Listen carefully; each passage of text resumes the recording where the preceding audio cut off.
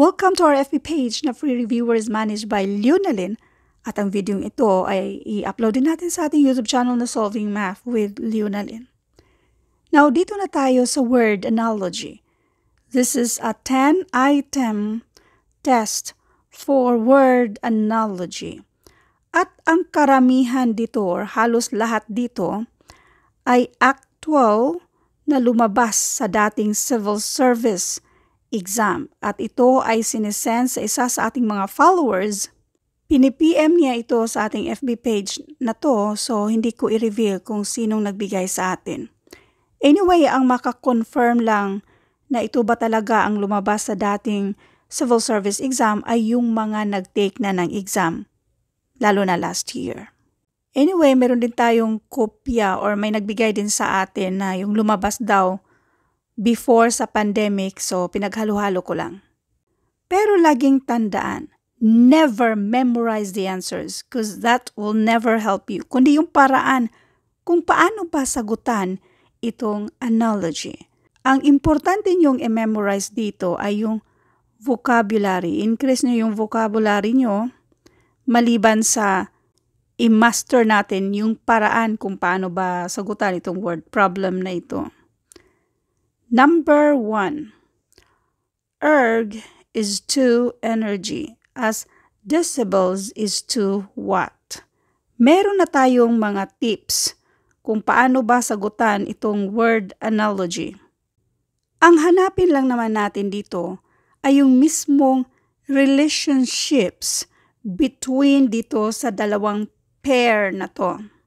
So, ano bang relationship nitong dalawa?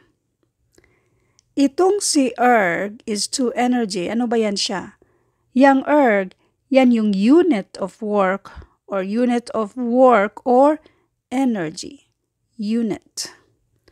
Ito namang si decibels, unit used to measure the intensity of sound. So therefore, ang sagot sa number 1 ay letter D, sound.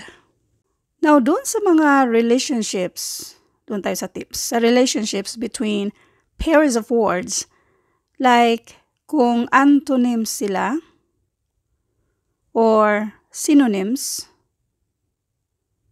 or meron ding yung descriptive, meron ding yung part to whole, example. Meron tayong head is to body, as roof is to what? So, yung roof, pagpalagay natin, example lang to ha. Yung roof, example, yan yung house, yung kabuuan. Now, let's do number 2. Endemic is to restricted. Ano ba yung endemic? Within a place or population of people. So, nag-describe lang siya. Ano ba yung pandemic? Pandemic, is it boundless, international, local, narrow, total? Ngayon, after sa pangyayari, for sure, lahat na nakakaalam ko ano yung pandemic na yan. Now, sa choices, eliminate na natin yung local, narrow, at itong total. Dito tayo sa choices A and B. Saan ba sa dalawa ang pwedeng isagot natin? Dito tayo, balikan natin itong dalawa. Ano bang relasyon nila? Endemic, restricted.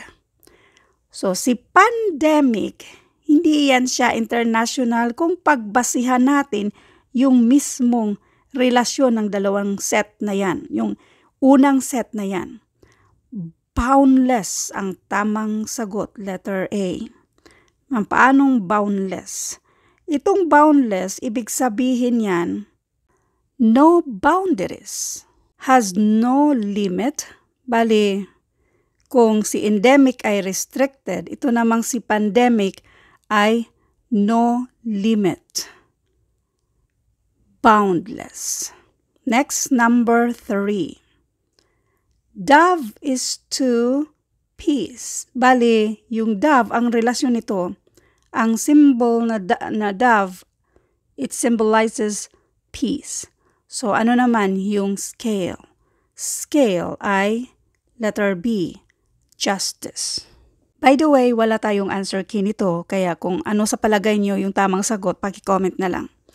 Dito tayo sa number 4. Obsession is to fetish. Puzzlement is to what?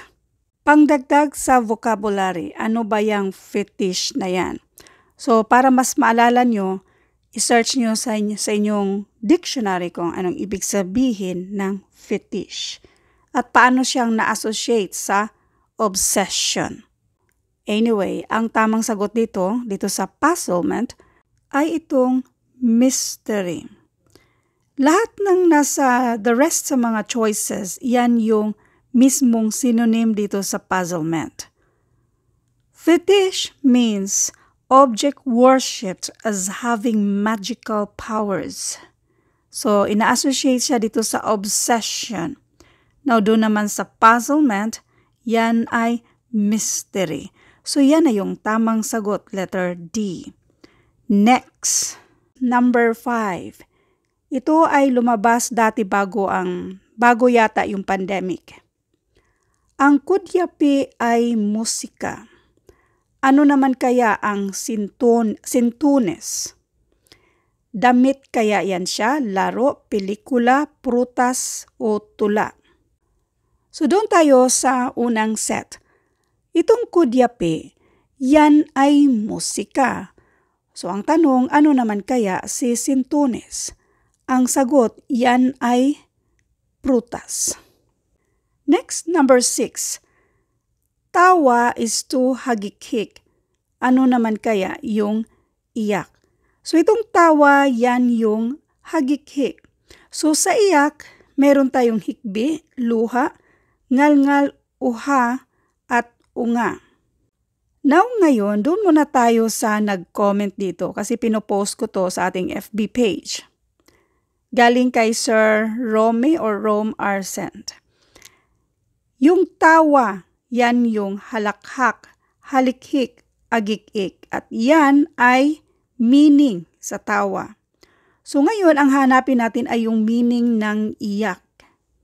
Iyak, hikbi, tangis, pagluha, hagulhol.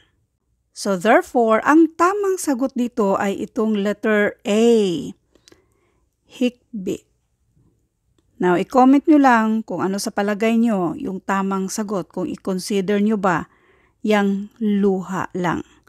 Basta laging tandaan na yung relationship dapat magkapareho yung first set sa second set. Next, number 7.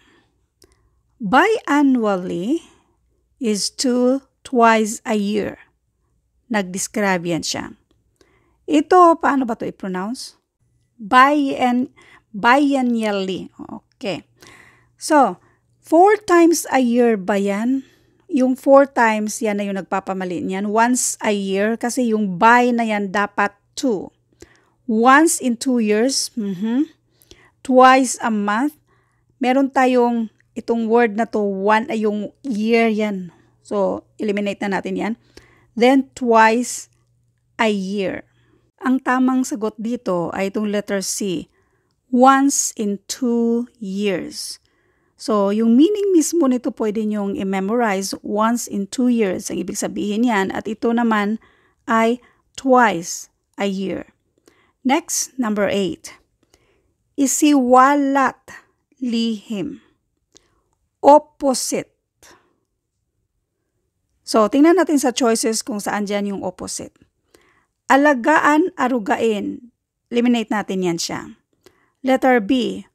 Gunitain, kalimutan. Pwede. Pagsikapan, paasahin. Eliminate natin yan. Palaguin, paramihan. Eliminate din natin yan. Parehong-pareho lang yan siya. Suwayin, tularan. So, i-keep natin. Ngayon, mamili na lang tayo, either itong si B ba or si E ang tamang sagot dito. Yung given, isiwalat, reveal.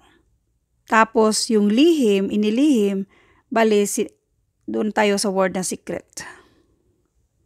Itong si choice B, gunitain, ibig sabihin yan, recall, bali i-remember. Tapos, kalimutan, bali forget. Kaya ang tamang sagot dito ay itong si letter B. Reveal, recall, secret, forget. At hindi itong letter E. Next, number 9. Now, ang hanapin natin sa choices kung ano yung i-partner natin sa words at i-partner natin sa directory. Now, itong mga words, sa unang mga nandito sa choices, meron tayong dictionary, glossary, itinerary, synonyms, at thesaurus.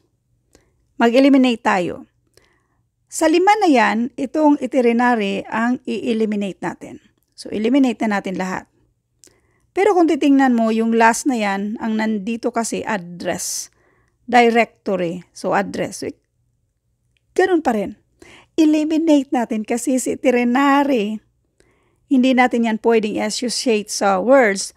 Ikumpara natin sa dictionary, glossary, itong synonym at thesaurus. So, ang natitira na lang natin ay itong choices A, B, D, E. Dito sa directory, eliminate natin si schedules at si formula. Ang nasa directory, meron yang mga names, mga addresses, names at yung mga addresses. Meron pa tayong names dito. So therefore, ang sagot sa number 9 ay itong letter B. Next, number 10. Dictionary is to definition. So ang map, anong libro na merong mga mapa? Letter C, Atlas.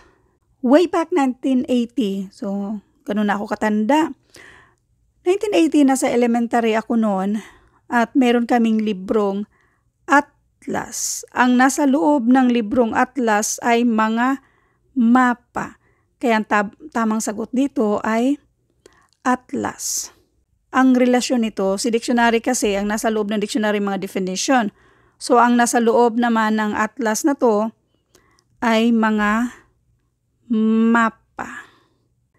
Thank you for watching and all. I hope mayroon kayong naintindihan sa videong ito. Now, kung sakali sa palagay nyo may mga mali akong sagot dito, paki-comment na lang. Ang importante ay alam nyo kung paano sagutan itong word analogy. Thank you and God bless.